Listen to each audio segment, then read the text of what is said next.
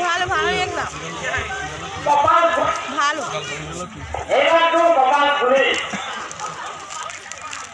এবার শ্রীরাম সুন্দর অষ্টমের চর্চমান এবার ধরে ইমান রবাই এবার তো ঘরে বাপন করে এই কলম করা নাই কইল আমি অষ্টমের যজ্ঞ কামে হব হ্যাঁ